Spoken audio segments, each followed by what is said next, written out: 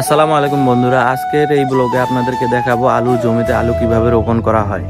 First of all, ধান চাষের পরে আমাদের জমিগুলো থাকে শক্ত, সেগুলো ট্রাক্টর দিয়ে চাষ করে একদম ঝুরঝুরে করে নেওয়া হচ্ছে। এটি হচ্ছে কাঙ্ক্ষিত সেই বীজ আলুর কার্টুন, যেখান থেকে এরকম ধরনের আলু আমরা কেটে নেই এবং এই আলুগুলোই আমরা সরাসরি জমিতে রোপণ করব। জমিতে আলু রোপণের যে লোকজনগুলো আসবে তাদের আগে আমাকে আলু পৌঁছে দিতে হবে, তাই আমি বস্তা প্যাকেট করতেছি আলু জমিতে পৌঁছে দেওয়ার জন্য।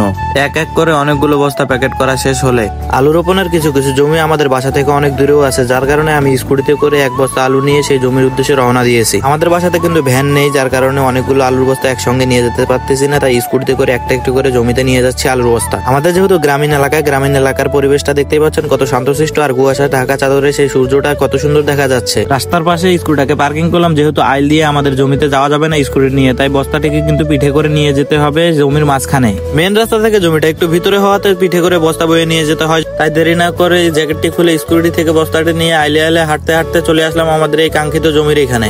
আমরা এই ছোট জমিটি রোপণ করব, তো এক বস্তা আলু কেবল নিয়ে এসছি আমি। এই জমিটি ছোট, এটা আজকে রোপণ করা হবে। তারপর ওইদিকে আরো জমিগুলো আছে।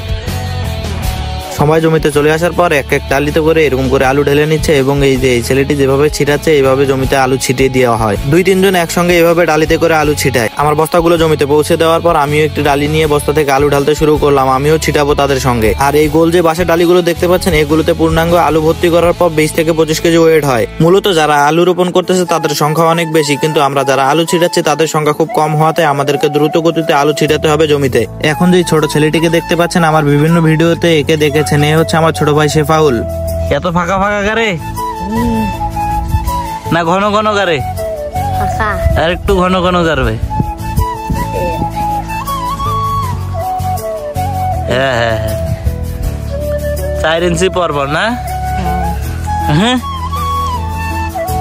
আলুর যে কাটা অংশ আছে সেটি মাটির দিকে করে এবং সিরিয়াল হয় 4 ইঞ্চি ফাঁক ফাঁক করে কাটতে হয় এই আলু। আমার ছোট ভাই যে শেফাউল আছে সে কিন্তু কৃষিকাজে খুব আগ্রহী, সেজন্য যখন কৃষিকাজ করা হয় তখন সে খুব আগ্রহের সাথে জমিতে চলে আসে। আমরা যখন আগে আলু রোপণ করতাম তখন কিন্তু এরকম সিস্টেম ছিল না। দেখুন ছেলেটি যেভাবে পা দিয়ে ঢেকে দিচ্ছে, এরকম কিন্তু সিস্টেম ছিল না। আগে আলু গাড়া শেষ হলে পিছন পিছন দিয়ে আমরা লাঙ্গল টেনে আলু ঢেকে দিতাম, কিন্তু এখন সময়ও কম লাগে এবং দ্রুত কাজ শেষ হয়। এই লোকটি যে ওষুধটি ছিটাচ্ছে সেটি হলো আলুর গাছ বাদে অন্য কোনো আগাছা যদি ওঠে সেটি আর উঠবে না। রোপণ করা লোকজন যেহেতু বেশি, তাই দ্রুত গতিতে আমাদের আলু গাড়া এগিয়ে যাচ্ছে আর আমরা পিছন দিয়ে পা দিয়ে ঢেকে দিচ্ছি। এই রোপণ করা আলু যদি বেশিক্ষণ রোদ পায় তাহলে কিন্তু গাছ উঠতে বেশি সময় নেয়, তাই আমরা দেরি না করে ঢেকে দিচ্ছি পা দিয়ে। তার ভিতরে আমাদের এই 3 জনের ভিতরে কম্পিটিশন চলতেছে কে আগে আলু লাইনগুলো ঢাকতে পারে।